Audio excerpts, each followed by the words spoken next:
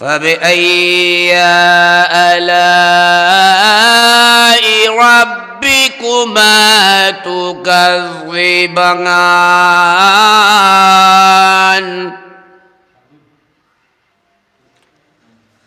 فإذا انشقت السماء فكانت وردة كالدهان فبأي آلاء ربكما تكذبان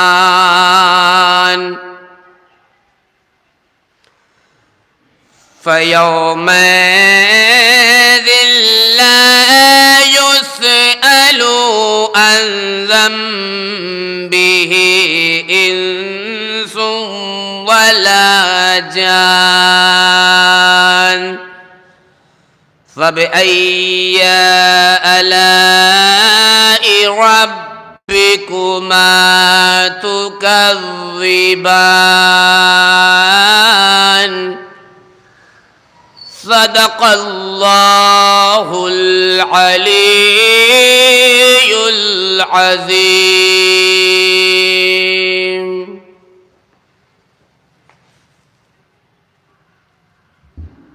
بآواز بلند نعرہ صلوات ارشاد فرمائیں۔ مجلس عزا کا تلاوت کلام ربانی سے آغاز ہو چکا ہے، لہٰذا جو مومنین میری آواز سن رہے ہیں ان تمام مومنین سے گزارش ہے کہ جلد از جلد فرش پہ تشریف لیں، اس لیے کہ قبلہ و کعبہ بھی تشریف لا رہے ہیں۔ میں پیشانی سے پہلے کہ نقی حیدر صاحب کو آواز دوں، 4 میں سے حاضر کر رہا ہوں کہ شخص مر جاتا ہے کردار نہیں مر سکتا، شخص مر جاتا ہے کردار نہیں مر سکتا، زندہ رہتا ہے عزادار نہیں مر سکتا۔ شخص مر جاتا ہے کردار نہیں مر سکتا، زندہ رہتا ہے عزادار نہیں مر سکتا، اور خود ہی جاتا ہے ملاقات علی سے کرنے، خود ہی جاتا ہے ملاقات علی سے کرنے، عاشق حیدر کرار نہیں مر سکتا، عاشق حیدر کرار نہیں مر سکتا۔ میں بس ادب گزارش کر رہا ہوں نقی حیدر صاحب سے کہ وہ تشریف لائیں اور پیشانی کے فرائض انجام دیں۔ آپ حضرات بآواز بلند نعرہ صلوات ارشاد فرمائیں۔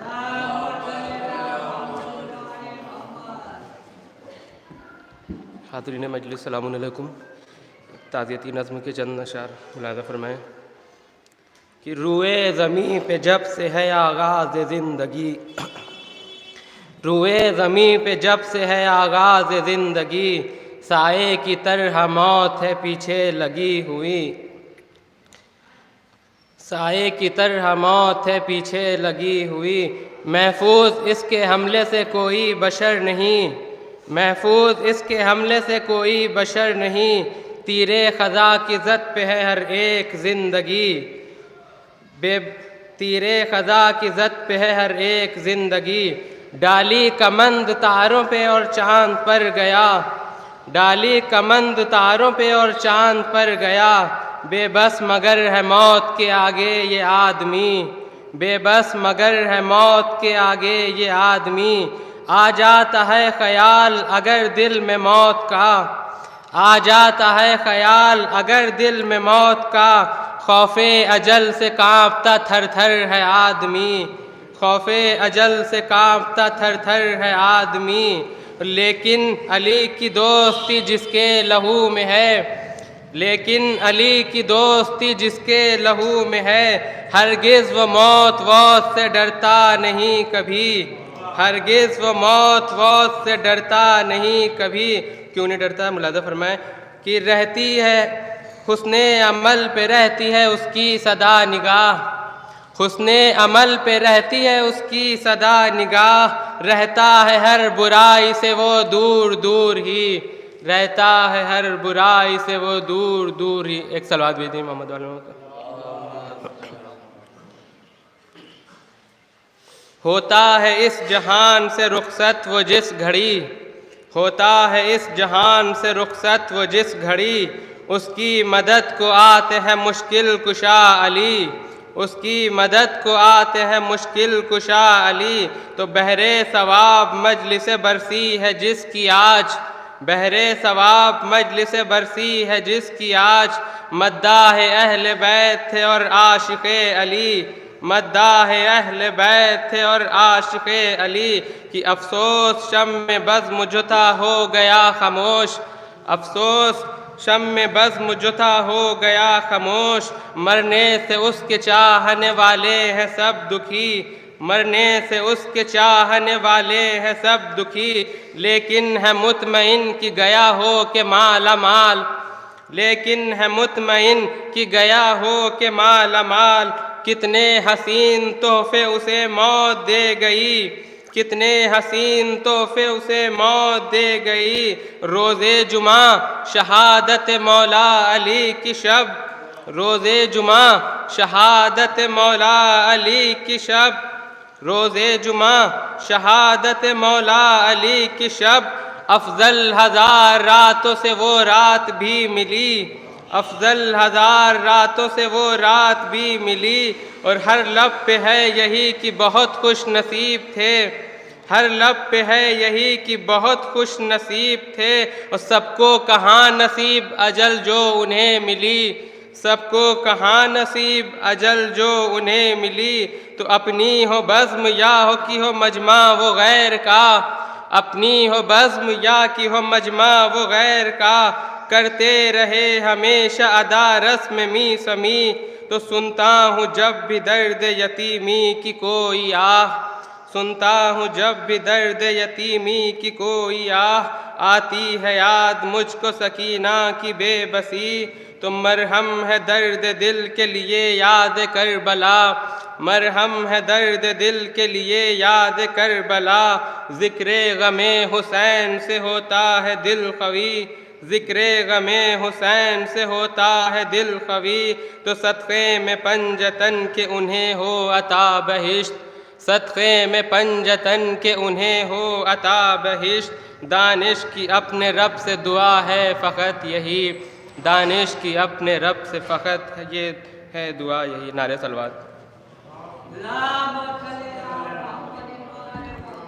ابھی آپ تعزیتی نظم سماعت فرما رہے تھے، اور جیسا کہ آپ کو معلوم ہے کہ دادا مرحوم 20 رمضان المبارک یوم جمعہ اس دنیا سے رخصت ہوئے، لہذا اسی پس منظر میں 4 مصرع میں نے قلم بند کیے تھے، وہ میں آپ حضرات سامنے حاضر کرتا ہوں کہ تو کتنا خوش نصیب تھا اے شاعر حسین، تو کتنا خوش نصیب تھا اے شاعر حسین، آتی ہے بوئے الفت شبیر خون سے، تو کتنا خوش نصیب تھا اے شاعر حسین، آتی ہے بوئے الفت شبیر خون سے، کر کے مہ سیام میں دیدار مرتضیٰ، اپنی لحد میں سو گیا حیدر سکون سے، کر کے مہ سیام میں دیدار مرتضیٰ، اپنی لحد میں سو گیا حیدر سکون سے۔ اور ابھی اسی درمیان دادا مرحوم کی ایک تعزیتی نظم کا سامنے سے گزر ہوا، لہٰذا ایک مطلع 2-3 شعر اس کے بھی آپ حضرات کے سامنے حاضر کر دیتا ہوں۔ بآواز بلند نعرہ صلوات ارشاد فرمائیں۔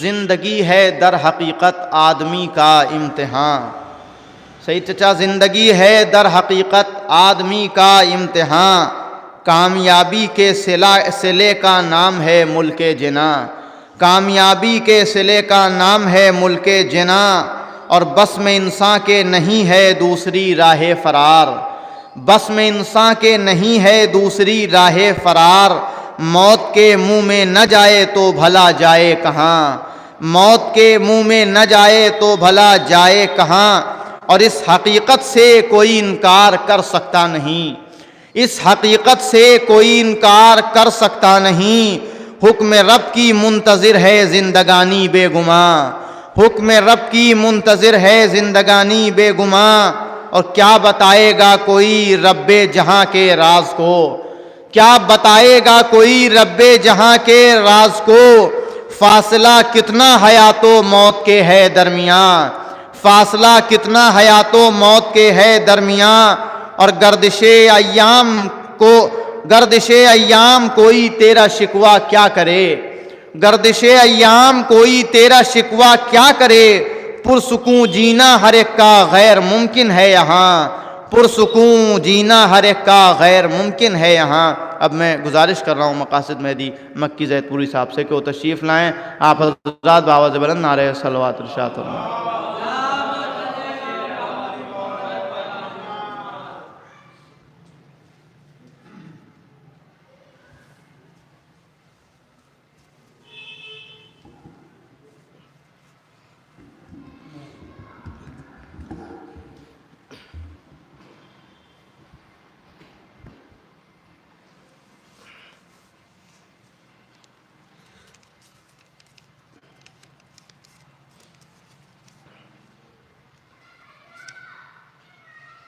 نعرہ صلوات.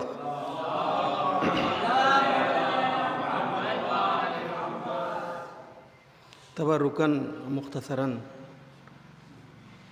چند رباعیات ہیں مرزا دبیر مرحوم کے پیش کر رہا ہوں.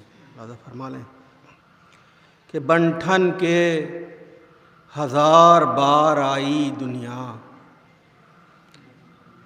بنٹھن کے 1000 بار آئی دنیا، پر چشم علی میں نہ سمائی دنیا، پر چشم علی میں نہ سمائی دنیا. جتنا در خیبر کو اٹھایا تھا بلند، جتنا در خیبر کو اٹھایا تھا بلند، نظروں سے اسی طرح گرائی دنیا، نظروں سے اسی طرح گرائی دنیا. ایک رباعی اور پیش کر رہا ہوں کہ شیعوں کے بوقت نزع آتے ہیں علی، شیعوں کے بوقت نزع آتے ہیں علی، اور موت کی سختی سے بچاتے ہیں علی، اور موت کی سختی سے بچاتے ہیں علی. جب قبر میں کرتے ہیں نکیرین سوال، جب قبر میں کرتے ہیں نکیرین سوال، گر بھولتا ہے کچھ تو بتاتے ہیں علی. نعرہ صلوات.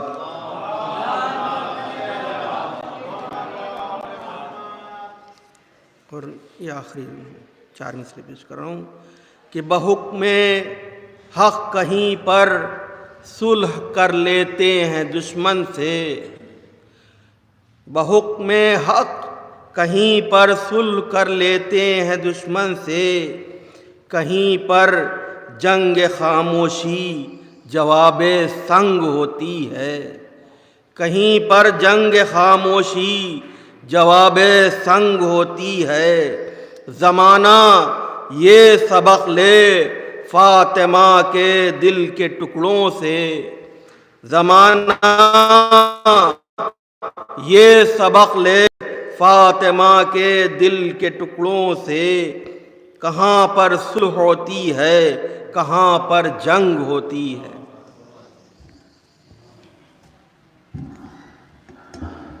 بآواز بلند نعرہ صلوات ارشاد فرمائیں.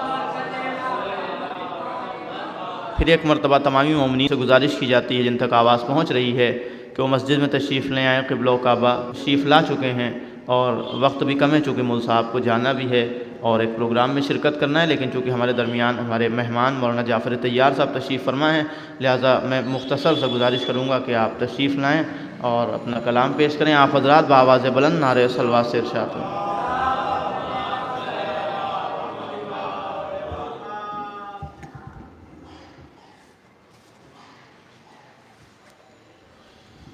بر محمد وآل محمد صلوات. اللہم صلی علی محمد وآل محمد.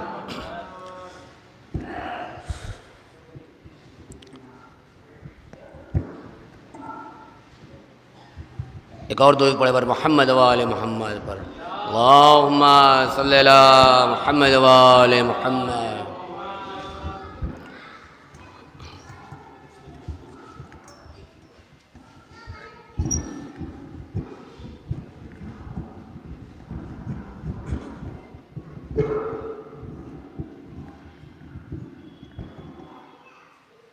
بر محمد وآل محمد صلوات.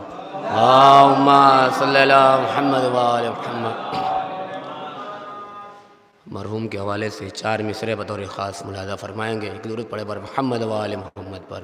اللہم صلی علی محمد و آل محمد. عاشق شبیر جو ہے وہ اثر مرتا نہیں. عاشق شبیر جو ہے وہ بشر مرتا نہیں. موت آنے کو تو آتی ہے مگر مرتا نہیں. تیسرا اور چوتھا مصرع بطور خاص ملاحظہ فرمائیں گے. موت آنے کو تو آتی ہے مگر مرتا نہیں. تو زندہ جاوید ہوتا ہے ہر ایک اہل ولا. زندہ جاوید ہوتا ہے ہر ایک اہل ولا. کیونکہ عشق آل احمد کا اثر مرتا نہیں. کیونکہ عشق آل احمد کا اثر مرتا نہیں. ایک دوسرے پڑھے پر محمد و آل محمد پر صلی اللہ محمد و آل. ایک مطلع 2 شعر بطور خاص ملاحظہ فرمائیں گے. قرآن و اہل بیت قرآن و اہل بیت بدلتے زبان نہیں. قرآن و اہل بیت بدلتے زبان نہیں. زیر و زبر بھی ہوگا یہاں سے وہاں نہیں. تو اصغر اگر نہیں تو ادھوری ہے کربلا. اصغر اگر نہیں تو ادھوری ہے کربلا. اکبر اگر نہیں تو مکمل عزا نہیں. اکبر اگر نہیں تو مکمل عزا نہیں. لوں گی جناب زینب سلام اللہ علیہ کیا کہتی ہیں؟ لوں گی قصاص بھائی کا زینب ہے میرا نام. لوں گی قصاص بھائی کا زینب ہے میرا نام. پیچھے ہٹوں تو آنو محمد کی ماں نہیں. پیچھے ہٹوں تو آنو محمد کی ماں نہیں. فواد بلند تر صلوات.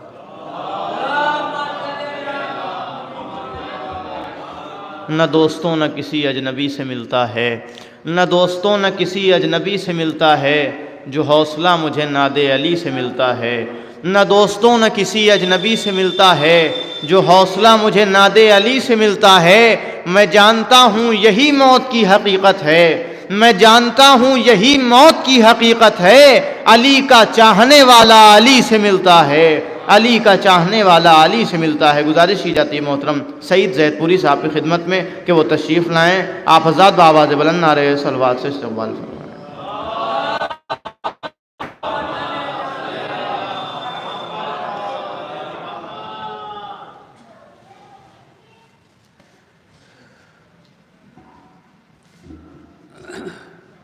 آپ حضرات ایک بار سورہ حمد 3 بار سورہ توحید کی تلاوت فرما کر کے مرحوم محمد حیدر ابن حبیب حیدر مرحوم کی روح کو ایصال فرمائے۔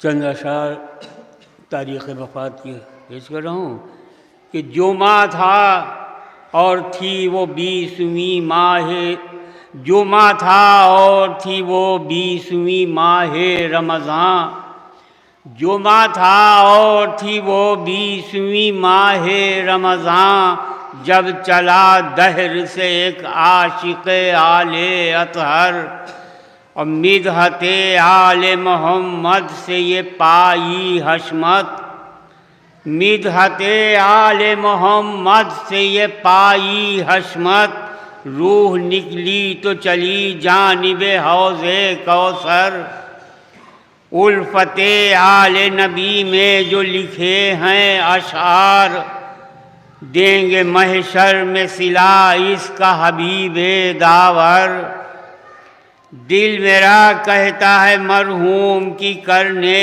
امداد، قبر میں آ گئے ہمراہ محمد حیدر،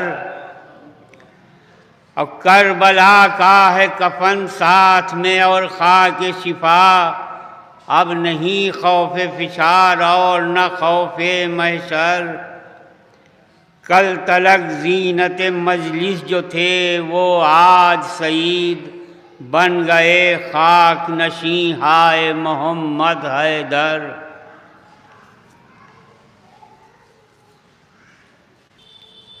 صلوات پڑھیں آپ حضرت۔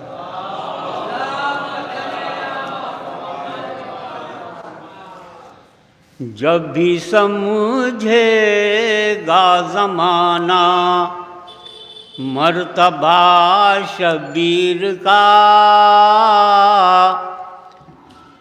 جب بھی سمجھے گا زمانہ مرتبہ شبیر کا، جب بھی سمجھے گا زمانہ مرتبہ شبیر کا، سجدہ گاہ خلق ہوگا نقش پا شبیر کا، اور تھی بھنور میں کشتی دیں ڈوب جاتی بالیقین، تھی بھنور میں کشتی دیں ڈوب جاتی بالیقین، یہ تو کہیے ایک سہارا مل گیا شبیر کا، اور عزم و استقلال اور تقویٰ ہے شرط معرفت، عزم و استقلال اور تقویٰ ہے شرط معرفت، ورنہ کچھ آسان نہیں پہچاننا شبیر کا، اور کربلا عزم و عمل کی ایک ایسی ہے کتاب، کربلا عزم و عمل کی ایک ایسی ہے کتاب، جس نے اس کو پڑھ لیا وہ ہو گیا شبیر کا، اور جب سوال اٹھا کہ بخشی دین کو کس نے حیات، یہ مصرع طرح تھا، آ گیا ہر ایک زباں پہ تذکرہ شبیر کا، تو جب سوال اٹھا کہ بخشی دین کو کس نے حیات، آ گیا ہر ایک زباں پہ تذکرہ شبیر کا، اور صورت اصغر میں شہ نے کربلا کو جو دیا، صورت اصغر میں شہ نے کربلا کو جو دیا، آج تک روشن ہے وہ ننھا دیا شبیر کا، آج تک روشن ہے وہ ننھا دیا شبیر کا، اور ہر مورخ دنگ ہے تاریخ استقلال کا، ہر مورخ دنگ ہے تاریخ استقلال کا، نام سرخی پہ لکھے زینب کا یا شبیر کا، نام سرخی پہ لکھے زینب کا یا شبیر کا، اور لاش اصغر ہاتھ پہ اور لب پہ ہے شکر خدا، لاش اصغر ہاتھ پہ اور لب پہ ہے شکر خدا، انبیاء دیکھا کیے یہ حوصلہ شبیر کا، ایک کا لاشا اٹھایا ایک کو رخصت کیا،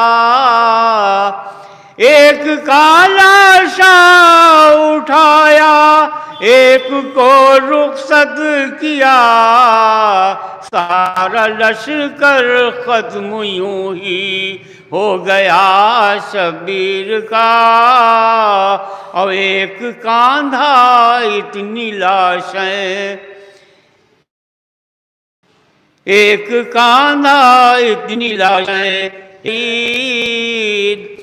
پھر نہ یہ فرقے 73 دن میں، فرقے 73 دن میں ہوتے شہید، کاش اپناتی جو دنیا راستہ شبیر کا۔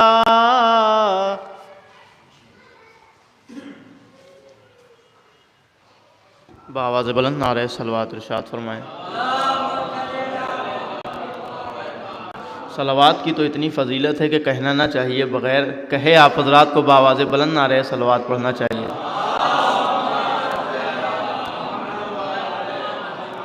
یقیناً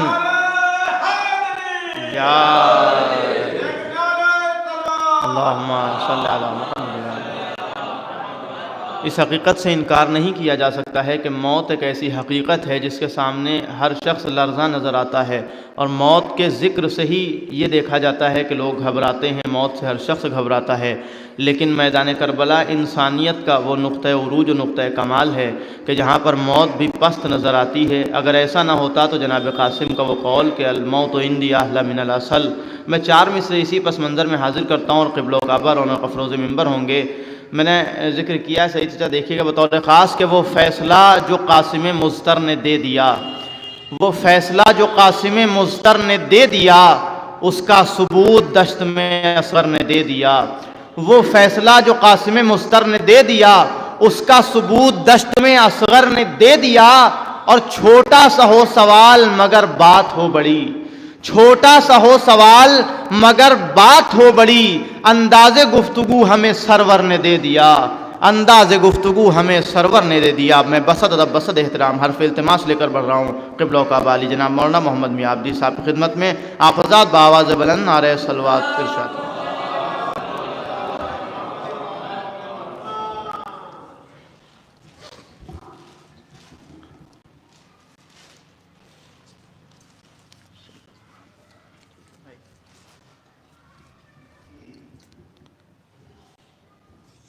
رحم اللہ من یقرأ سورة الفاتحہ۔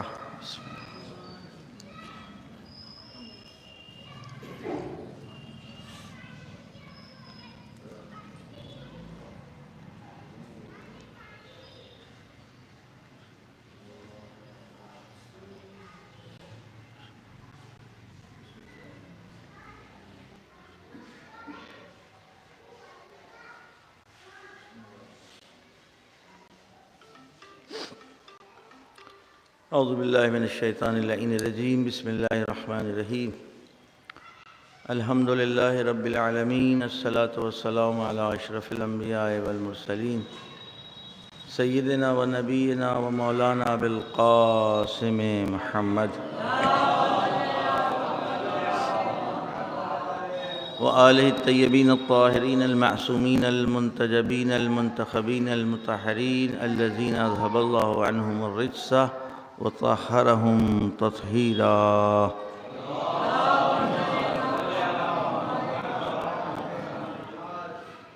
لا سیما بقیت اللہ فی الارضین واللعن علی اعدائہم اجمعین من یومنا ھذا الی قیام یوم الدین اما بعد فقد قال اللہ سبحانہ تبارک و تعالی فی محکم کتابہ وقولہ الحق بسم اللہ الرحمن الرحیم تبارک الذی بیدہ الملک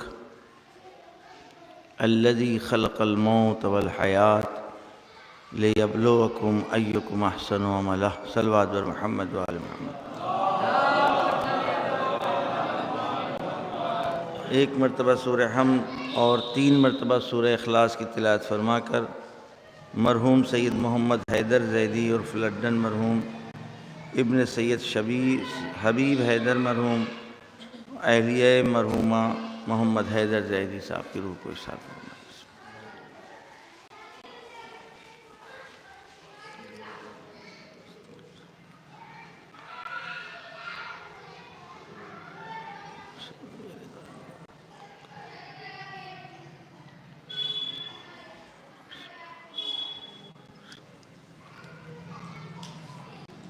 یہ بچے چپ نہیں ہو سکتے ہیں، اپنے ہی بچے ہوں گے تو شاید چپ ہو جائیں۔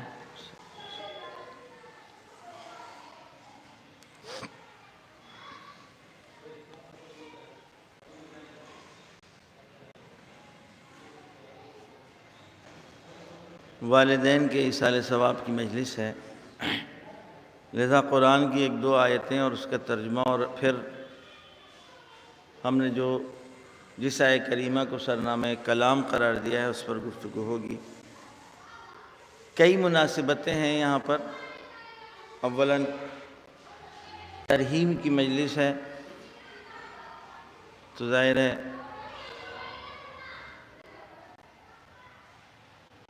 ایصال ثواب کے سلسلے میں بھی کچھ گفتگو ہونا چاہیے ہے۔ موت و حیات کا تذکرہ ہمارے شعراء نے کیا ہے، لہذا اس کا بھی ایکسپلینیشن ہونا چاہیے کہ موت اور حیات کا تصور ہمارے درمیان جس سماج اور معاشرے میں ہم رہ رہے ہیں، پڑھ نہیں پائیں گے بھائی ہم، بالکل بہت زیادہ شور ہو رہا ہے۔ صلوات بھیجیے محمد والے۔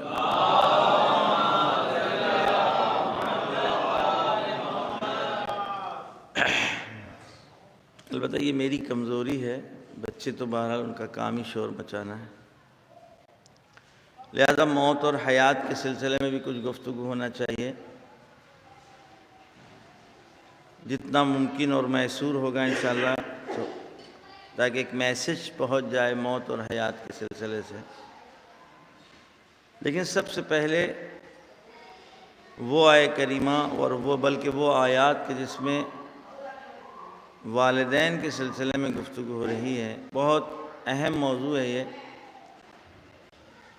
کل بھی اس موضوع کی ضرورت تھی اور آج بھی ہے اور کل بھی رہے گی۔ مستقل ماں باپ کا تذکرہ اس سماج میں ہوتا رہنا چاہیے، اس لیے کہ خداوند عالم نے ماں باپ کو اپنی ربوبیت کا آئینہ بنایا ہے۔ حقیقی ربوبیت تک انسان پہنچ نہیں سکتا مگر یہ کہ وہ اس آئینہ ربوبیت میں اپنے آپ کو دیکھ نہ لے، اس رب مجازی کے سفر سے گزرے نہ وہ، تب انسان کو احساس ہوتا ہے کہ ہمارے ساتھ جو احسانات کیے گئے ہیں، وہ احسانات جو وہ اپنی آنکھوں سے دیکھ پاتا ہے اپنی زبان سے دہرا سکتا ہے، اپنے قوہ حاسہ کے ذریعے سے لمس کر سکتا ہے اور محسوس کر سکتا ہے، ان کی بھی شمارش اس کے نزدیک ممکن نہیں ہے۔ یعنی وہ حواس پنجگانہ، وہ 5 سینس جو خداوند عالم نے ہمیں دیے ہیں، ان کے ذریعے سے بھی ماں باپ کی زحمتوں کو اور ماں باپ کے احسانات کو وہ گنوا نہیں سکتا۔ محسوس کرنے کے باوجود وہ شمارش نہیں کر سکتا، کاؤنٹ نہیں کر سکتا،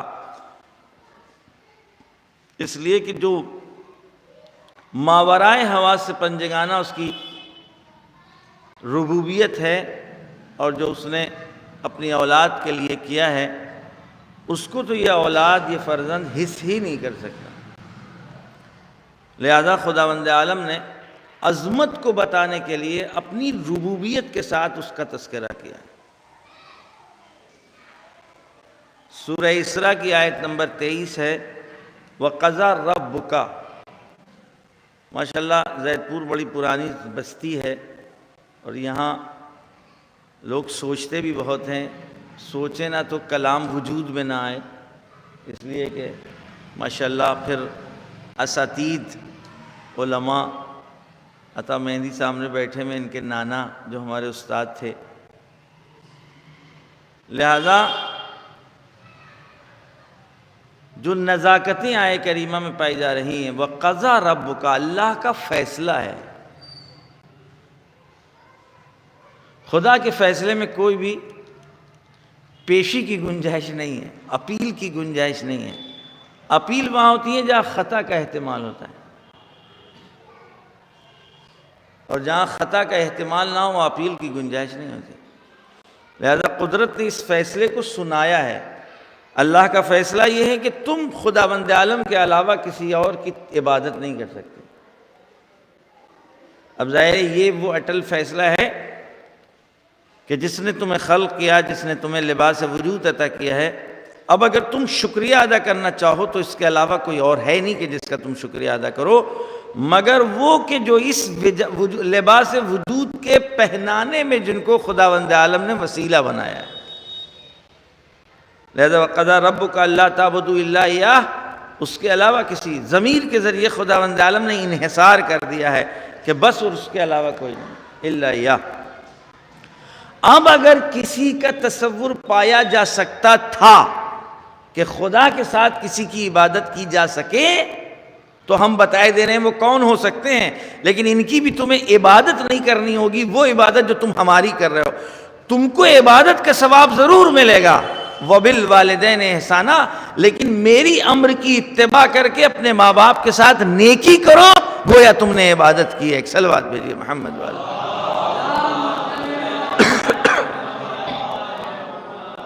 وَقَضَى رَبُّكَ أَلَّا تَعْبُدُوا إِلَّا إِيَّاهُ وَبِالْوَالِدَيْنِ احسانا، ماں باپ کے ساتھ نیکی کرو۔ مصداق احسان تم نہیں طے کرنا، تمہیں صلاحیت ہی نہیں ہے کہ تم اپنے ماں باپ کے ساتھ کس طرح نیکی کرو۔ تم اپنے سماج کی کسوٹی کی بنا پر کہیں نیکی نہ سمجھ لینا۔ ہم نے مکان بنوا دیا ہے اور ہم نے ان کے لیے پینشن معین کروا دی ہے اور بینکس میں ان کا اکاؤنٹ کھلوا دیا ہے اور ہر مہینے ان کے اکاؤنٹ میں پیسے آتے رہیں گے۔ علاقے کے بنیے سے کہہ دیا ہے کہ ان کو ہر مہینے جو ضرورتیں ہوں ان کو دے دینا۔ تم نہیں طے کرو گے کہ احسان کیا ہے۔ وَبِالْوَالِدَيْنِ احسانا، اگر ہم کہہ رہے ہیں کہ اپنے ماں باپ کے ساتھ احسان و نیکی کرنا تو ہم ہی بتائیں گے کہ وہ نیکی ہے کیا۔ ایک صلوات بھیجیے محمد والے۔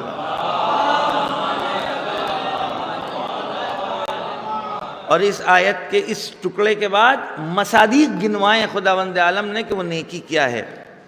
اِمَّا يَبْلُغَنَّ عِندَكَ الْكِبَرَ، جب ان پر بڑھاپا چھا جائے، بزرگی آ جائے، احدہما، ان میں سے کسی ایک پر، ماں و باپ میں سے کوئی ایک بھی، او کلاہما، چاہے دونوں ہی اس کنڈیشن اور کیفیت میں ہوں، فلا تقل لہما اف، بہت سنا ہے آپ نے اس پر مجلس سے، فلا تقل لہما اف، تو ان کو اف نہ کہنا، ولا تنہرہما، اور ان کو جھڑکنا نہیں. وَقُلْ لَهُمَا قَوْلًا كَرِيمًا، اور ان کے لیے ہمیشہ کریمانہ الفاظ تمہاری زبان سے صادر ہونا چاہیے. ایک صلوات بھیجیے محمد والے محمد.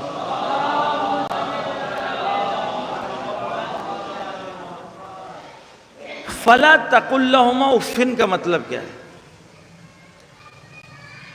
ان کو اف نہ کہنا. کون بتائے گا؟ کیا سمجھ رہے ہیں ہم اور آپ اس آیہ کریمہ سے؟ جب ماں باپ بڑھاپے کی کیفیت اور کنڈیشن میں ہوں تو کبھی اف نہ کرنا ان سے. مشہور ہے ہمارے محاورے میں بھی ہے بھائی اف نہ کرنا. فَلَا تَقُلْ لَهُمَا اُفٍّ، اف نہ کرنا. آیا کسی عمل سے روکا جا رہا ہے؟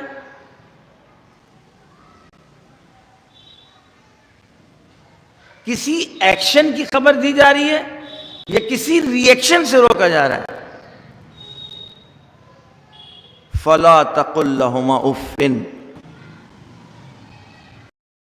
کسی کلام کا نام نہیں ہے.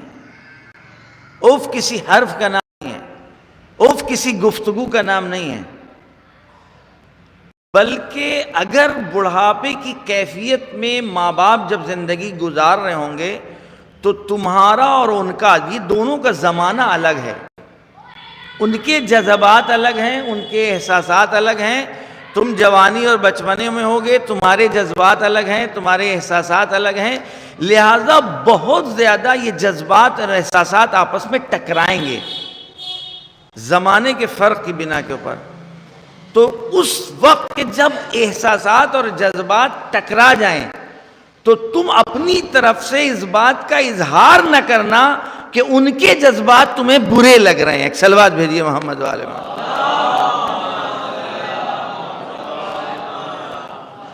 اور ایکسپلینیشن اپنے لیے، اف کہتے ہیں کچھ کہنا چاہتے ہوں اس کو روک لیں. ہم کچھ کہنا چاہ رہے ہوں ہم اس کو روک لیں. ہمارا روکنا ہنر نہیں ہے.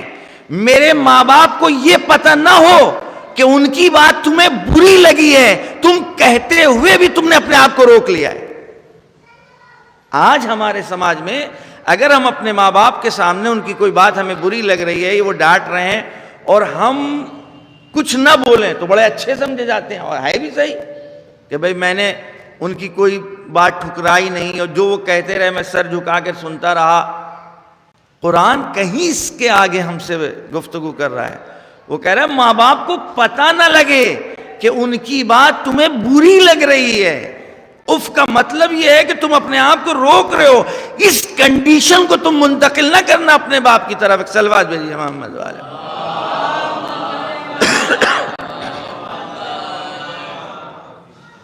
فَلَا تَقُلْ لَهُمَا اُفٍّ وَلَا تَنْهَرْهُمَا اور ان کو جھڑکنا نہیں. جھڑکنے کا مطلب کیا ہے؟ وہ تھا زبان سے متعلق، یہ ہے اقدام سے متعلق. اس کا یہ مطلب نہیں ہے کہ وہ ہم ان کو جھڑکیں، نہ قطعاً یہ مطلب نہیں ہے. اس کا مطلب علماء نے بتایا ہے کہ جب وہ ہمیں ڈانٹ رہے ہوں، جب وہ ہمیں جھڑک رہے ہوں، جب وہ ہماری طرف کوئی گویا فزیکلی کوئی اقدام کر رہے ہوں تو ہمیں ساکت رہنا ہے، ان کے اس اقدام کو روکنا نہیں ہے. ایک صلوات بھیجیے محمد والے محمد. ایک اور صلوات بھیجیے محمد والے محمد.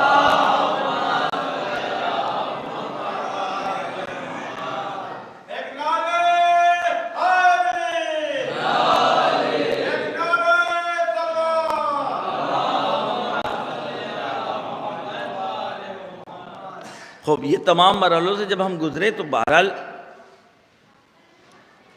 کیفیت بدلے گی، جذبات، احساسات. پروردگار نے کہا خبردار ان تمام مواقع میں تم اپنے جذبات کو بھی بدلو نہ. ایسے موقع کے اوپر تم کو ان کے لیے دستے دعا پروردگار کی بارگاہ میں کھول دینا ہے، اٹھا دینا ہے. وَقُلْ لَهُمَا قَوْلًا كَرِيمًا اپنے پروردگار کی بارگاہ میں ان کے لیے جب تمہاری زبان سے جو جملے نکلے وہ کریمانہ الفاظ ہوں، محترمانہ الفاظ ہوں کہ جس میں عزت بھی پائی جا رہی ہو، احترام بھی پایا جا رہا ہو. وہ ماں باپ تمام ان سنوں کے باوجود، تمام اس گویا جذبات کے باوجود تمہارے اس عمل کو اولاد کی نگاہ سے دیکھیں. ایک صلوات بھیجیے محمد والے.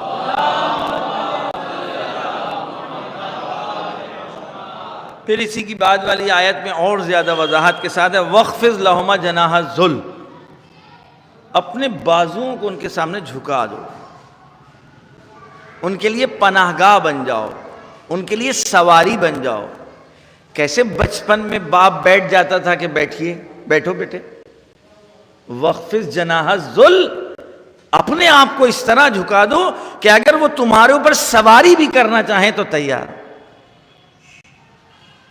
روایتوں میں آیا کہ جس طریقے سے پرندہ اپنے بچوں کو پناہ میں لے لیتا ہے پروں کے ذریعے سے، اسی طرح بڑھاپے میں ان کو پناہ گاہ کی ضرورت ہے.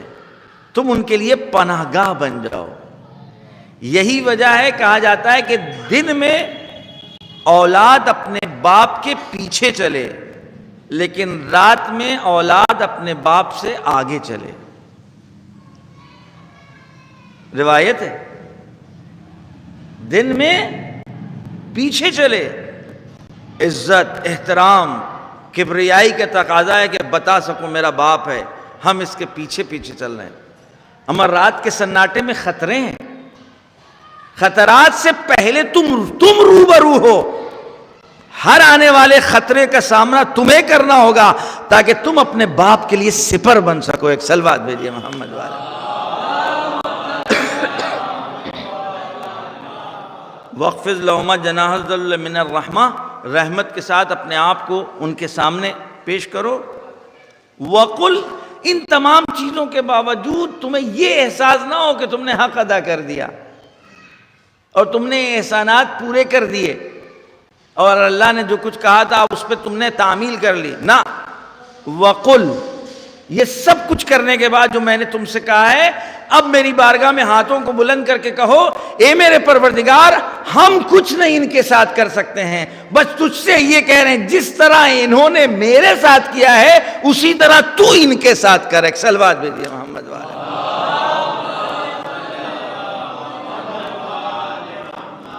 ایک اور صلوات بھیجیے محمد.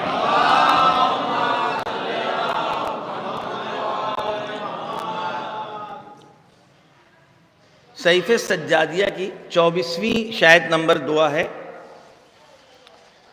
اس کو انشاءاللہ ہمارے جوان ضرور دیکھیں. آج کل تو گوگل کا دور ہے، سرچ کریں.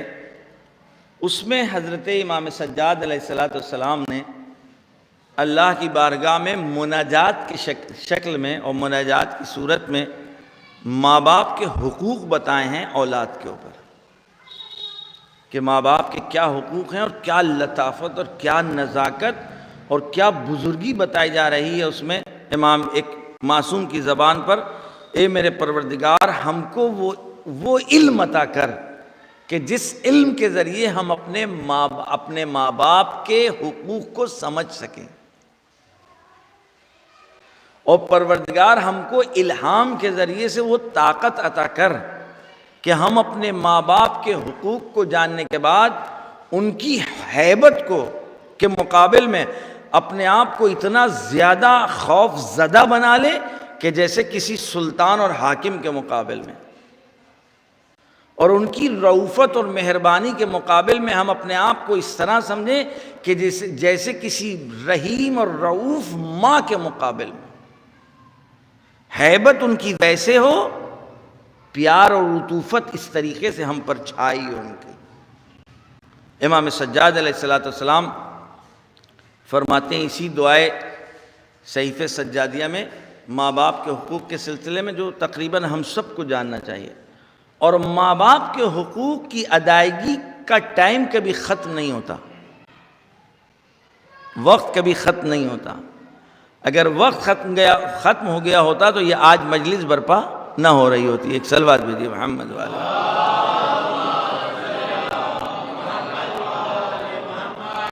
خوب، اب یہاں تک بات آ گئی تو ہم یہیں سے گریز کرتے ہیں اپنی اس گفتگو کی طرف کہ جس کے لیے میں نے وہ آیہ کریمہ پڑھی تھی کہ بسم اللہ الرحمن الرحیم بابرکت ہے وہ ذات کہ جس کے قبضے قدرت میں صلوات بھیجیے محمد والے محمد۔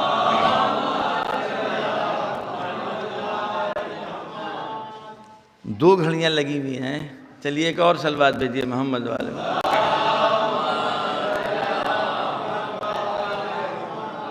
بہرحال وقت کے اعتبار سے جو ہمیں جتنا یہاں ٹائم دینا تھا وہ ہو گیا ہے، لیکن بہرحال ایسا نہیں ہے، اب آپ لوگوں کا بھی حق ہے، اتنی دور سے آئے ہوں گے، کچھ لوگ ہمارے سامنے ہیں جو دہلی میں ظاہراً رہتے ہیں، وہ دکھ رہے ہیں، اور بہرحال ایک اور صلوات بھیجیے محمد والے محمد۔ جلدی میرے عزیز دوستوں ایک بات ہے، ایکسپلینیشن تفسیر کبھی اور کسی اور موقع کے اوپر، یہ یاد رکھیے گا کہ دنیا کی کوئی بھی کمپنی اپنے جب پروڈکٹ کو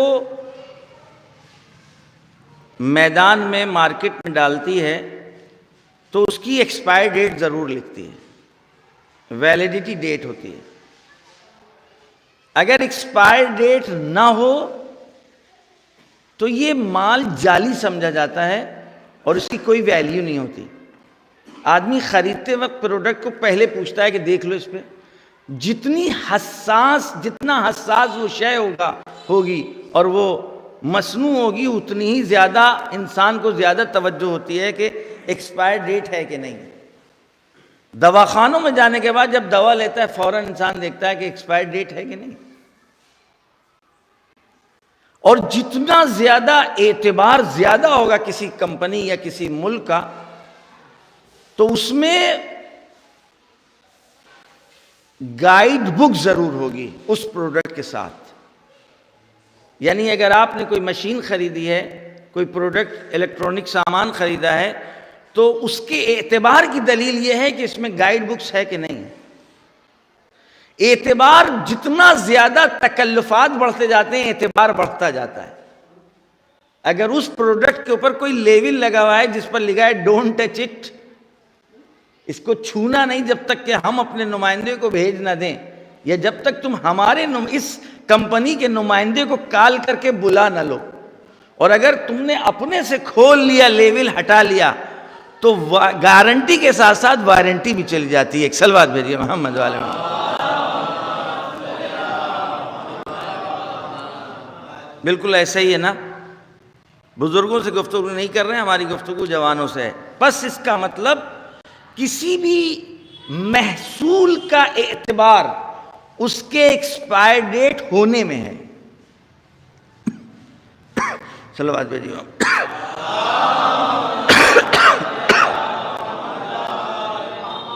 کہ اگر ہے تو اس کا مطلب کمپنی پختہ ہے، بھائی ایکسپائر ڈیٹ ڈالی ہے، اس کا مطلب ایکسپائر ڈیٹ کا ہونا اعتبار دیتا ہے۔ دوسری بات، جتنی ایکسپائر ڈیٹ لمبی ہوگی، 2 سالہ، 4 سالہ، 5 سالہ، ہماری عقل کا فیصلہ یہ ہوتا ہے کہ جس میں جتنا زیادہ ٹائم دیا گیا ہو، ہم اس محصول کو خریدیں اور اس پروڈکٹ کو لیں۔ کوئی 5 سال کی گارنٹی دے رہا ہے، کوئی 3 سال کی گارنٹی دے رہا ہے۔ اب بتائیے کس محصول کو ہم اپنے گھر لے کر کے آئیں گے؟ 5 سال، بالکل سامنے کی چیز ہے۔ اس کا مطلب خوب سمجھ میں آ رہا ہے میرے ذہن میں، میری اس عقل بشری میں، کہ کون سی چیز ہمارے لیے زیادہ مفید ہے اور کیا زیادہ کارگر ہے، اور کتنے زیادہ دن تک یہ ہمارے کام آ سکتی ہے۔ جس کی ایکسپائر ڈیٹ نہ ہو اس کو استعمال نہیں کرتے، جس کی ایکسپائر ڈیٹ ہو لیکن کمپریزن بٹوین دیم تو ہم دیکھتے ہیں کہ کس کی کتنی لمبی مدت دی جا رہی ہے ہم کو، لاتا مٹانے کے لیے۔ کوئی پینٹر اگر آپ کے سامنے، کوئی آرٹسٹ، بلکہ ایک بچہ بھی ہو، اگر جب اس کی ہاتھ میں آپ پینسل دیں گے، وہ الٹی سیدھی پینسل چلانا چاہتا ہے، اس وقت بھی جو چیز وہ وجود میں لے کر کے آتا ہے وہ اس کو باقی رکھنا چاہتا ہے۔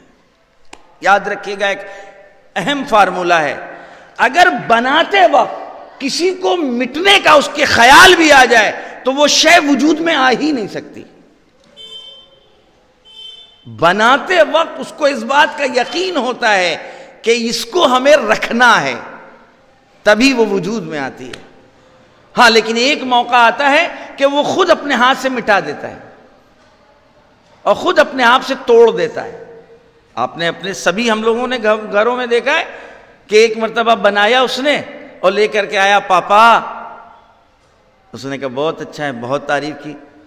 اس کے بعد تھوڑی دیر کے بعد دوسرے دن تیسرے دن اس نے وہ والی آرٹ لی اور وہیں پھاڑنا شروع کر دی, اور اس کے بعد اب پھر ایک نئی آرٹ ہے.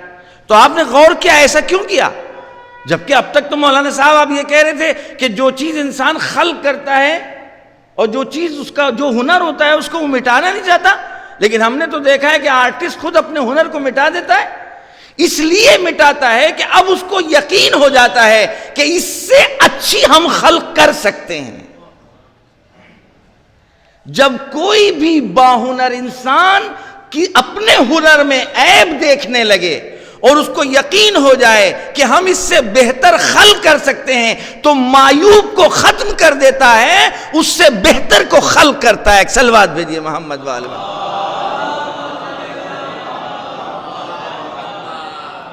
ہم آپ سے پوچھنا چاہتے ہیں اپنے بچوں سے, جوانوں سے, کیا خداوند عالم نے ہم کو خلق کرنے کے بعد کہا کہ تم میں کوئی عیب ہے؟ اگر ہم میں کوئی عیب ہوتا خلق کرنے کے بعد تو وہ اپنی تعریف نہ کرتا.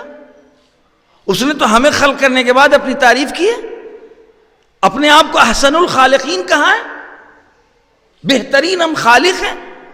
کب کہا؟ زمین کو خلق کرنے کے بعد نہیں, آسمان کو خلق کرنے کے بعد نہیں, زمین کو خلق کرنے کے بعد نہیں, اس پوری کائنات کو خلق کرنے کے بعد اس نے اپنے لیے احسن الخالقین نہیں کہا. جس کائنات کو خلق کرنے کے بعد جب ہم کو اور آپ کو خلق کیا تب اس نے کہا کہ تعریف کے لائق ہے وہ پروردگار کہ جو احسن خالقین ہے. صلوات بھیجیے محمد والے.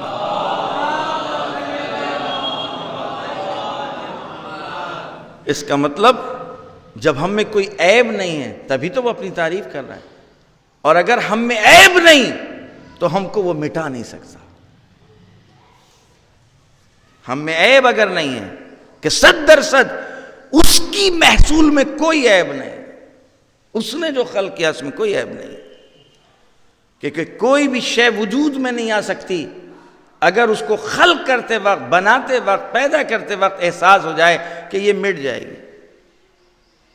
لہذا ہم کو مٹنے کے لیے خلق نہیں کیا بلکہ ہم کو باقی رہنے کے لیے خلق کیا.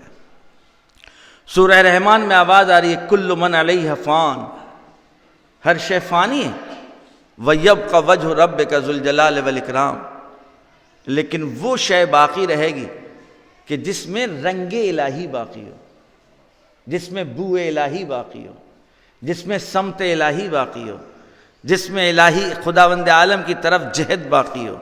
یا ہم اپنے لفظوں کو سمیٹ کر کے کہیں جس کو دیکھنے کے بعد خدا یاد آ جائے, جو راہ خدا کی طرف ہمیں متوجہ کر دے, جو ذات خدا کی طرف ہمیں متوجہ کر دے, وہ کبھی فانی نہیں ہو سکتا. اس لیے کہ خداوند عالم نے ایسوں کو اپنا گواہ بنایا ہے کہ جو دعوے کے ساتھ وہ گواہ باقی رہے ممکن ہی نہیں ہے. مدعا باقی ہو, گواہ ختم ہو جائیں. صلوات بھیجیے محمد.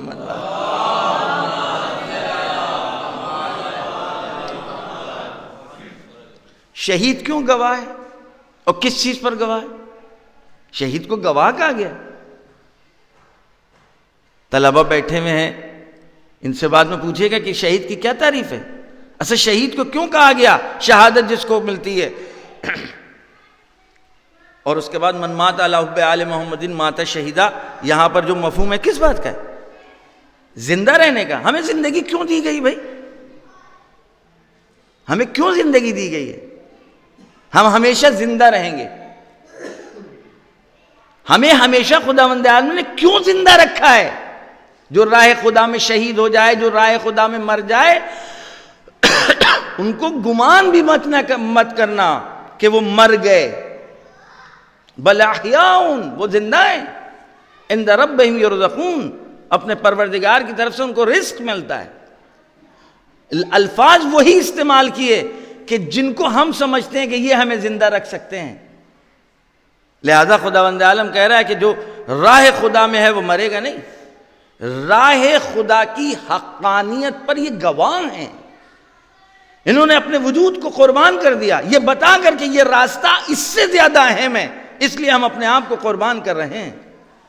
اب آپ انصاف سے بتائیے، کسی عدالت میں مقدمہ کلیم کیا جائے اور اس میں گواہوں کو آپ معین کریں کہ یہ گواہ ہیں ہمارے اس مقدمے کے سلسلے میں، اس حقانیت کے سلسلے میں، اور جج کہے گواہوں کو پیش کیا جائے، آپ کہیں گواہوں کا تو ایکسیڈنٹ ہو گیا، گواہ تو ختم ہو گئے، گواہ تو مر گئے، مقدمہ بے معنی ہو جائے گا نا، اس لیے کہ جن گواہوں کی بنا پر آپ نے کلیم کیا تھا وہ گواہ نہیں رہے۔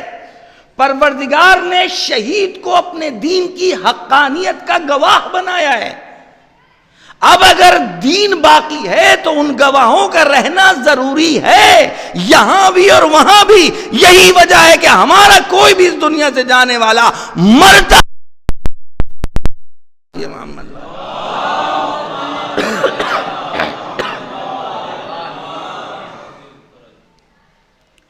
اب اگر یہ عقل کام کر رہی ہے اور خوب کرتی ہے، ایک کی 3 سال کی گارنٹی، ایک کی 5 سال والی، تو ہم 5 والی خرید کر کے لے کر کے آتے ہیں۔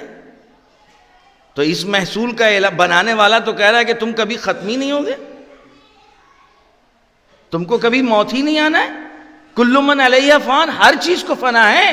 وَيَبْقَ وَجْهُ رَبِّكَ ذُو الْجَلَالِ وَالْإِكْرَامِ، یاد رکھنا جس سے تم ہمارے رنگ کو حاصل کر سکو وہ کبھی ختم نہیں ہوگا۔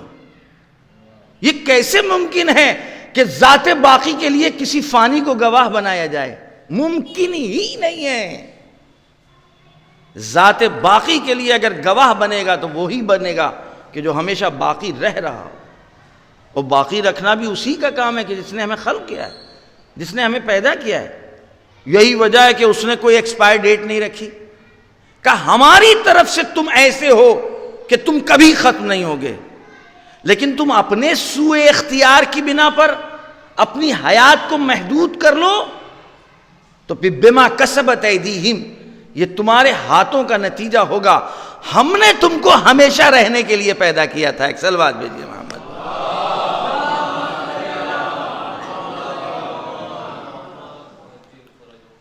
یہی وجہ ہے کہ موت اور حیات یہ دونوں میرے لیے سیڑھی ہے۔ موت اور حیات دونوں سیڑھی اور زینے ہیں۔ نہ موت میرے لیے اہم ہے اور نہ حیات میرے لیے اہم ہے۔ نہ حیات کو سر پر لے کے ٹہلتے ہیں اور نہ موت کے لیے ہم اپنے آپ کو بہت زیادہ محسوس کرتے ہیں کہ موت یعنی ہم سے سب کچھ چھن گیا۔ نہیں، ہمیں دیکھنا یہ چاہیے کہ موت کی سیڑھی سے اوپر جایا جا سکتا ہے کہ حیات کی سیڑھی سے ہم کمال حاصل کر سکتے ہیں۔ اگر کمال حاصل کرنے میں ہم کو موت سبب نظر رکھ رہی ہے تو ہمیں موت کو اختیار کرنا ہوگا، اور یہی اولیاء خدا نے کیا ہے کہ تم اگر ہمارے ولی بننا چاہتے ہو تو اگر موت تمہارے سامنے آ جائے تو دیکھیں کیسے اختیار کرتے ہو۔ صلوات بھیجیے محمد۔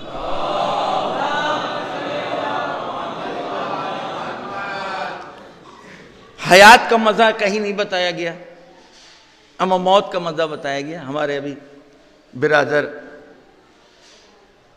پڑھ رہے تھے کہ موت کا مزہ جناب قاسم علیہ السلام نے بتایا۔ کیوں؟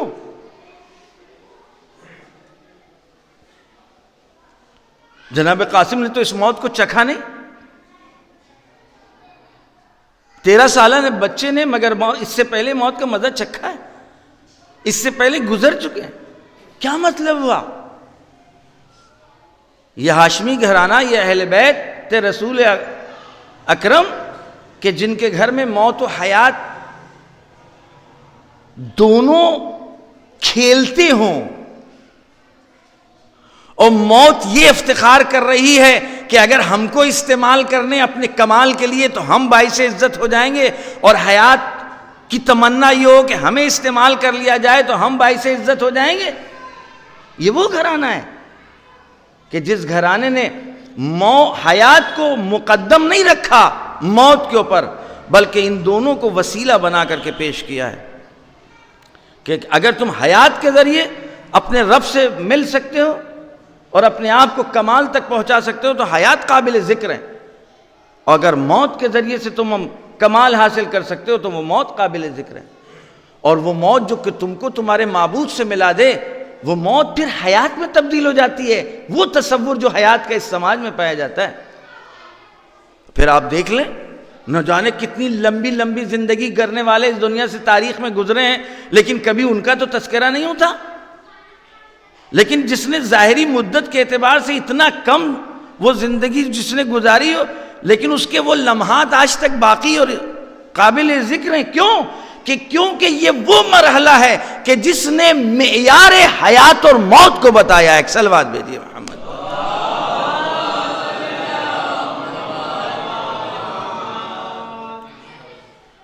لہذا موت کے ذریعے سے انسان مٹتا نہیں ہے، موت خدا نے مٹنے کے لیے نہیں بنائی۔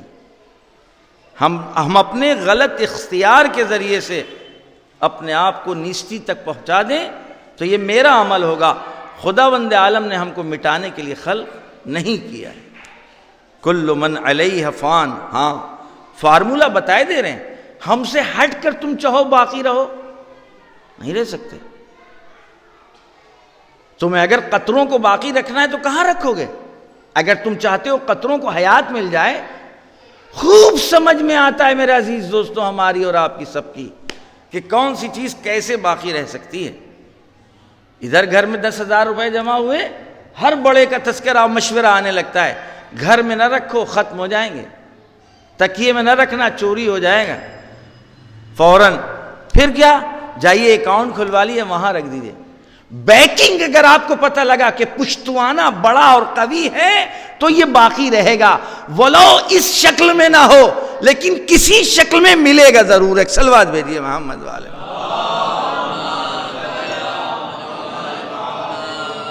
یہی وجہ ہے آپ دیکھ لیں، کہتے ہیں آپ نے پرائیویٹ بینک میں تو کوئی نہیں کیا، کیوں؟ کیونکہ پرائیویٹ کی بیکنگ نہیں ہے، سرکاری بینک کی بیکنگ ہے۔ سرکار بدل جائے اعتبار باقی رہتا ہے۔ تو سمجھ میں آ رہا ہے کہ نہیں آ رہا ہے کہ تم اپنے سرمائے کو کہاں رکھو؟ انصاف سے بتاؤ، جب یہاں میری سمجھ میں آ رہا ہے تو اس حیات کو جو خدا نے ہمیں سرمایہ کی صورت میں دیا ہے، اس حیات کو کس کے حوالے کریں؟ کس کے حوالے کریں؟ یہی وجہ ہے جب منبر پر ذاکر آنے لگتا ہے تو بڑے بڑے زمیندار، بڑے بڑے پیسے والے، ان کی مجلسیں پڑھنا ہوتی ہیں ایصال ثواب کی، آپ سب شریک ہوتے ہیں۔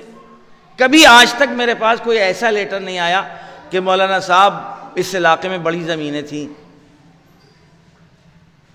مولانا صاحب بڑے بھائی بڑی سرکار کے مالک تھے، 10 بیٹے تھے ان کے، ایک IAS تھا، ایک PCS تھا، کہیں نہیں۔ جب بھی کبھی آتا ہے موت کی مجالس میں تو لکھا ہوا ہوتا ہے مولانا صاحب بہت دیندار تھے، صاحب بیاض تھے، شاعر اہل بیت تھے، مداح اہل بیت تھے، مسجد میں سب سے پہلے نظر آتے تھے، علاقے میں لوگوں کی بڑی خبرگیری کرتے تھے، پڑوسیوں کا بڑا خیال کرتے تھے، یتیموں کے سر پر ہاتھ رکھتے تھے، بیواؤں کی سرپرستی قبول کرتے تھے۔ یہ کیوں کہہ رہے ہو بھائی؟ کیونکہ پتہ ہے کہ یہ وہ چیزیں ہیں جو راز بقا ہیں، یہ ہیں وہ جو جس میں سر باقی جو ہے محفوظ ہے، نیہا ہے، ان کے ذریعے سے انسان اپنے آپ کو باقی رکھ سکتا ہے۔ یہی وجہ ہے کہ مرنے کے بعد اس کا تذکرہ کرو جو دوسروں کے لیے مشعل راہ بن سکے۔ ایک صلوات بھیجیے۔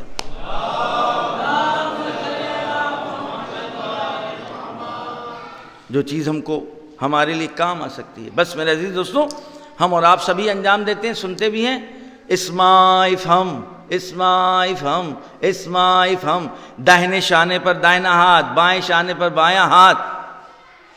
بتائیے عطا مہندی صاحب، کبھی پڑھی ہے آپ نے تلقین؟ سنو سنو اور سمجھو، جب تمہارے پاس 2 ملک آئیں بتا دینا زید پور میں سب سے بڑا مکان میرا ہے، ان کا تھا، بتا دینا یہ فلاں کے بیٹے ہیں، بتا دینا فلاں پارٹی سے ان کا بڑا رابطہ ہے، کچھ بھی نہیں۔ اسماء افہم، اسماء افہم، اسما افہم، سنو اور سمجھو، سنو اور سمجھو، سنو اور سمجھو۔ خدا کی قسم 17 رکعت کے علاوہ 2 رکعت نماز سجدے کی روزانہ ہمیں اور آپ کو پڑھنا چاہیے۔ اے میرے پروردگار، جو تو نے مکتب عطا کیا ہے وہ مکتب ہم کو بتلا رہا ہے کہ کبھی ہم مرتے نہیں ہیں۔ جب دنیا سمجھتی ہے کہ ہم مر چکے، سمجھو، سنو، سمجھو۔ صلوات بھیجیے محمد والے۔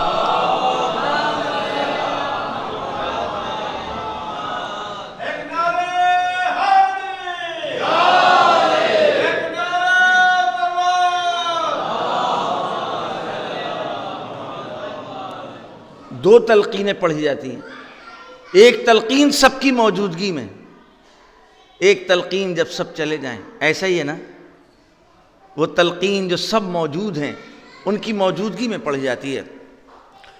میں یہ سمجھتا ہوں کہ مرنے والے سے زیادہ اس تلقین کے حقدار اور ضرورت مند وہ لوگ ہیں کہ جنہوں نے اپنے شانے پر رکھ کر اس کو یہاں تک پہنچایا۔ یہ جا چکا، ہم ابھی باقی ہیں۔ ہم اس کو بتلا رہے ہیں کہ دیکھو تمہارے لیے کیا چیز کام آنے والی ہے۔ یہ مرنے والا مر کر ہم کو بتلا رہا ہے کہ جو چیز کام آئے گی وہ یہ جو تم ہمیں تلقین کر رہے ہو، یہ کام آئے گی، اس کے علاوہ نہیں۔ یہ مرنے والا اپنی اولاد کی طرف مڑ کے دیکھے گا، یا بنیا انا اصرف عمری وکل مالی لک وما لکا وما، اب تمہارے پاس میرے لیے کیا ہے؟ وما عندک لی، تم ہمیں کچھ دے سکتے ہو؟ بیٹا کہے گا ہم 2 گز زمین اچھی سے اچھی دیں گے آپ کو، 5 میٹر 7 میٹر 8 میٹر بہترین کپڑا، اس کے علاوہ کچھ بھی نہیں ہم آپ کو۔ اے میرے لال، میں نے اپنی پوری عمر گنوائی تمہارے لیے، اب نیچے؟ کہا نہیں بابا، اس سے آگے جانا میرے لیے حرام ہے۔ ہم قبر کے کنارے تک تو آ سکتے ہیں، قبر کے اندر آپ کے ساتھ نہیں آئیں گے۔ وہ زوجہ، وہ خاتون جس کے لیے نہ جانے ہم نے کیا کیا جتن کیے، وہ بھی بس کہاں جہاں تک وہ ہمارے کام آ سکتی ہے۔ مال دنیا کچھ میرے ساتھ کہاں، کپڑا دے تو رہے ہیں، اس کے علاوہ کچھ بھی نہیں ہے۔ سب جب ساتھ چھوڑ دیں گے، حدیث میں آیا ہے ایک آواز آئے گی عمل کی، اعمال انسان کی، وہ آواز دیں گے ہم تمہارے ساتھ ہیں، ہم تم کو اکیلا نہیں چھوڑیں گے، ہم قبر کی تاریکی میں بھی آئیں گے۔ جب سوال کرنے والے 2 فرشتے آئیں گے تو اس وقت بھی ہم ہوں گے، پل صراط سے گزرتے وقت بھی ہم ہوں گے۔ انصاف سے بتائیں، اب عقل کا تقاضا کیا ہے؟ جو ہمارے سفر میں ہمارا ساتھ نہ چھوڑے اس کا ساتھ پکڑنا چاہیے۔ تلقین پڑھتے وقت، تلقین کرتے وقت جس چیز کی تلقین کرائی جاتی ہے وہ ہماری دین کی تلقین ہے۔ جب وہ ملک تمہارے آئیں تم سے پوچھیں کہ تمہارا رب، تو بتانا اللہ ربی۔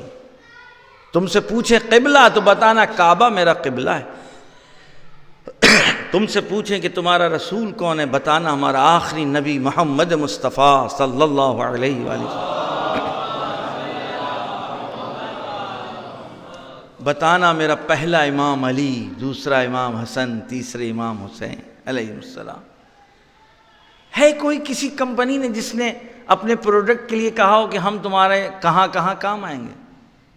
5 سال کی ایکسپائر ڈیٹ کے بعد اب اگر آپ اس کو فون کر دیں، وہ کہتا ہے کباڑی کے ہاتھ بیچ لو، ختم ہو گئی۔ قدرت نے کبھی نہیں کہا کہ تم اپنے آپ کو کباڑی کے ہاتھ بیچ لو۔ کام ہے نا، ماہ رمضان تمہارے گناہوں کو جلانے کے لیے ہم نے خلق کیا ہے۔ آؤ میری بارگاہ میں توبہ کرتے ہوئے آؤ۔ اس مہینے کی ابتدا رحمت ہے، اس مہینے کا وسطی دور مغفرت پروردگار کا ہے، اس مہینے کا آخری دور عتق من النار ہے۔ ہم تم کو چٹھی دے دیں گے کہ تمہارے اوپر جہنم کی آگ حرام ہو گئی ہے، اس لیے کہ تمہارے دل میں ولایت اہل بیت ہے، تمہاری زبان پر قرآن کی آیتیں ہیں، تمہارے عمل میں ہمارے دین کی تمام عکاسی نظر آ رہی ہے، تو پھر ہم تمہارے گناہوں کو معاف کرنے والے ہم ہیں۔ الاستجابۃ منی، میرا کام ہے کہ میں تمہاری دعاؤں کو قبول کروں، لیکن اے میرے بندے دعا تو تیرا کام ہے نا۔ الابتلاء منی، امتحان ہماری جانب سے ہوگا، والصبر منک، صبر لیکن تم کو کرنا ہوگا۔ اور اگر تم کو درجات حاصل کرنا ہے اور تم کو کمال لینا ہے تو تم کو ابتلا سے گزرنا ہوگا صبر کی کیفیت کے ساتھ، تاکہ تم کچھ پا سکو۔ بس میرے عزیز، کربلا میں بظاہر ہر طرف موت نظر آ رہی تھی، یہی وجہ تھی کہ اب موت کے مزے کو اس 13 سالہ قاسم نے زبان کے ذریعے سے بتا دیا، الموت عندی احلی من العسل، موت ہمارے نزدیک شہد سے زیادہ شیریں ہے۔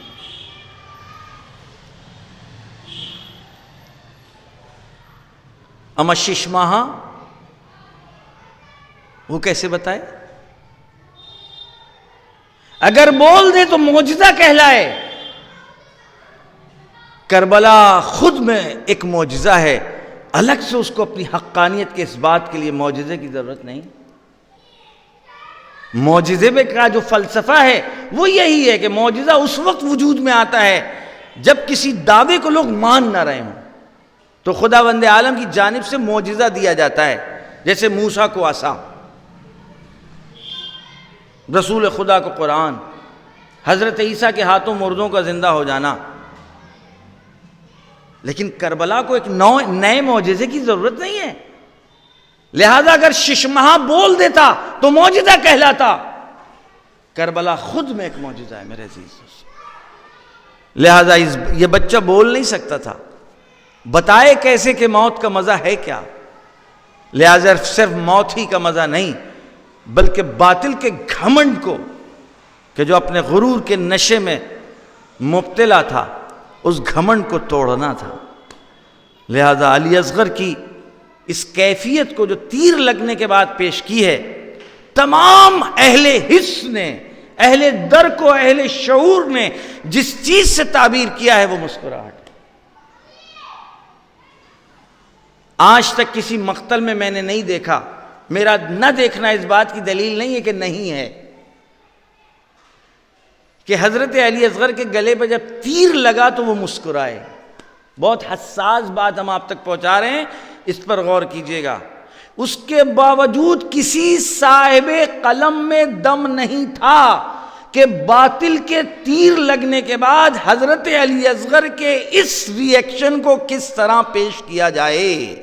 مزاج کربلا سے واقف لوگوں کو پتا تھا کہ اب باطل کے اس گھمنڈ کے مقابل میں اگر اہل بیت کا بچہ کچھ کر سکتا ہے تو ہنس کر صرف مذاق اڑا سکتا ہے۔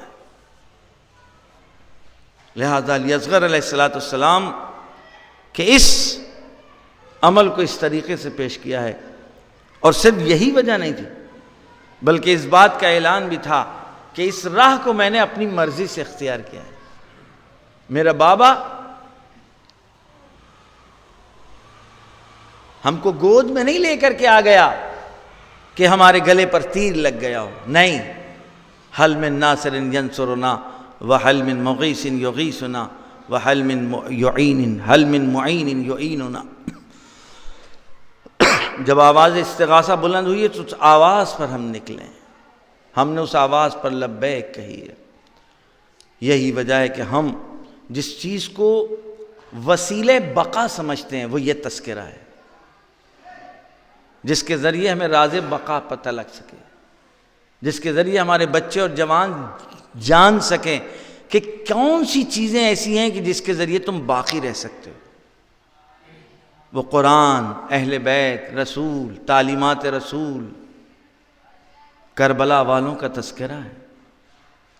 ہم اپنی موتوں میں کبھی اپنے مرنے والوں کا تذکرہ نہیں کرتے، اور نہیں کرنا چاہیے، کیونکہ مرنے والے کے لیے جو ثواب کا وسیلہ بنے گا، جو سبب بنے گا، وہ کربلا والوں کا غم ہے۔ ظاہراً 1 سال ہو چکے ہیں، پہلی برسی ہے یہ، 1 سال کے بعد اتنا اہتمام کیا جا رہا ہے، جیسا کہ آج بارہ بنکی میں اگر موت نہ ہوئی ہوتی تو شاید زید پور کے اکثر لوگ یہاں موجود ہوتے۔ 1 سال کے بعد لوگ ایصال ثواب کے لیے، تعزیت کے لیے، تسلیت کے لیے، تاکہ غم کو ہلکا کیا جا سکے، غم کو بانٹ سکیں۔ انصاف سے بتاؤ مسلمانوں، کیا سید سجاد کا یہ حق نہیں تھا کہ اس کے چچا کے مرنے میں کوئی آ کے اس کو تعزیت پیش کرتا؟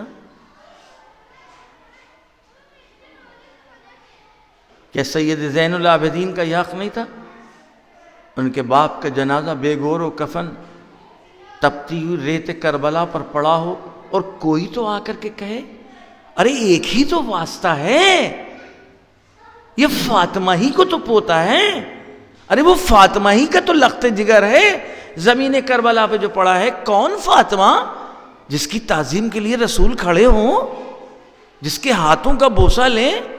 کون حسین جس کی زبان چوسی ہو، جس کو اپنی زبان چسائی ہو، جس کو اپنی آغوش میں بیٹھالا ہو، جس کو اپنی زلفیں پکڑائی ہو، جس کو اپنی پشت پر سوار کیا ہو؟ یہ وہی تو حسین ہے۔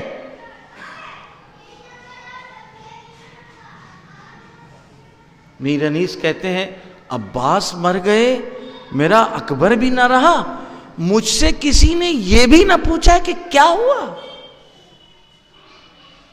بتاؤ میرے دوستوں، کیا ممکن ہے اس سماج میں جہاں مختلف ادیان و مذاہب کے لوگ رہتے ہیں، کسی کے گھر کوئی حادثہ ہو جائے تو بغیر کسی مذہب و ملت کی تفریق کے لوگ نہ آئے؟ بھائی کیا ہوا؟ بھائی تمہارے گھر میں دھواں دکھ رہا ہے، بھائی یہ دھواں دکھ رہا ہے۔ آخر کربلا میں رسول کی آل کے خیموں میں آگ لگ گئی، کوئی بجھانے والا ہے نہیں۔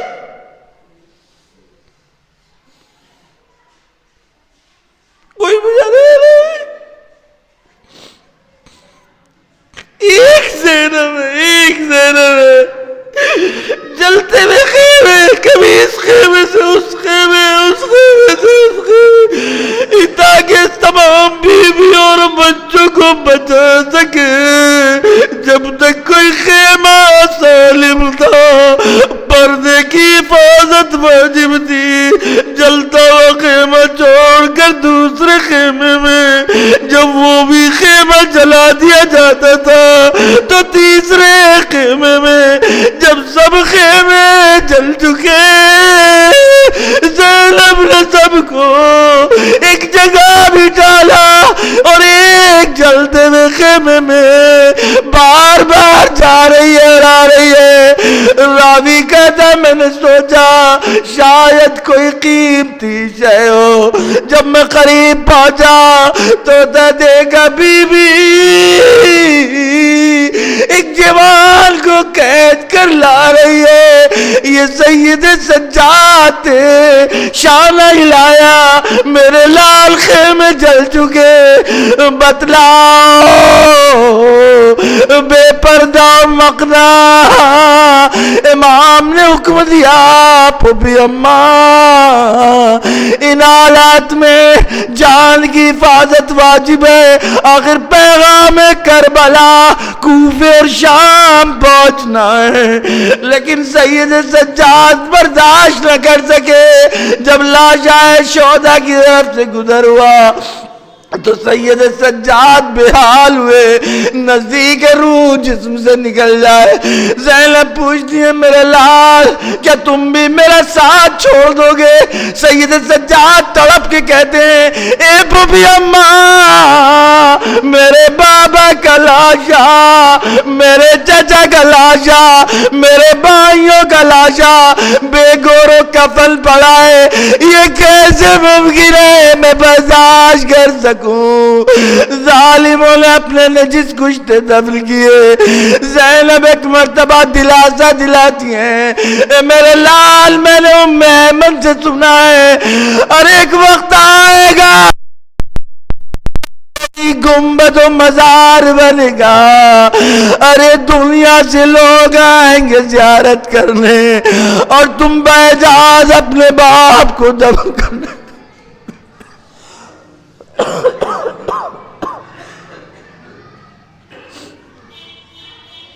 الا لعنۃ اللہ علی قوم الظالمین وسيعلم الذین ظلموا ای منقلب ینقلبون۔ بار الہ ہم سب سے اس مختصر سی عبادت کو قبول فرما۔ پروردگارہ ہمارے اس عمل کے ثواب کو مرحوم اور مرحومہ کی روح تک ایصال کرتے ہیں بذریعہ محمد اور آل محمد۔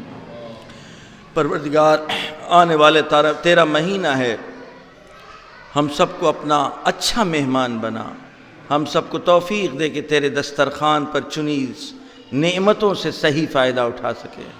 میرے امام کے ظہور میں تعجیل فرما، ہم سب کو ان کے آوان و انصار میں شمار فرما۔